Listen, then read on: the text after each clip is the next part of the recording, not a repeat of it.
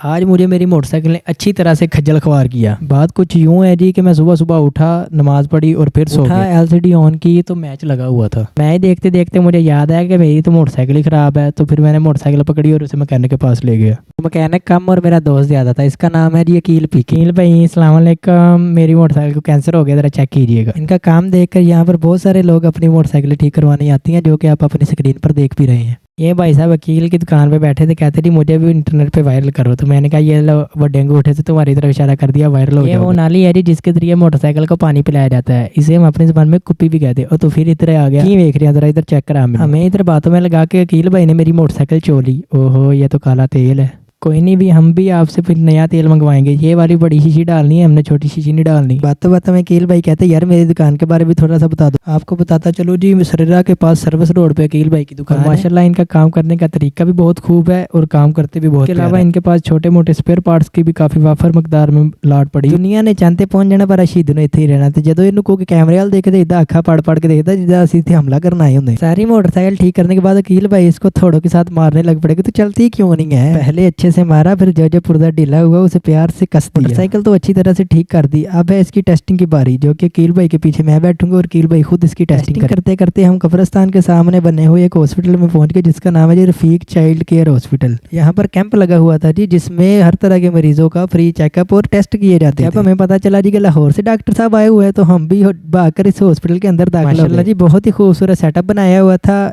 Hospital के एक कोने में छोटी सी ये डिस्पेंसरी बनी हुई थी। ये भाई साहब मशीन में पाँव डाल रहे हैं। आप समझ रहे होंगे पता नहीं क्या होगा। नहीं जी नहीं, ऐसा कुछ नहीं होगा, ये तो कैल्शियम का टेस्ट हो रहा है और ये हो भी बिल्कुल फ्री रहा है। तो जल्दी से तमाम बूढ़े हजरात तो इस हॉस्पिटल में पहुंचे हैं, क्योंकि इस उम्र गिट्टे गोडे टूटे वापस नहीं आते।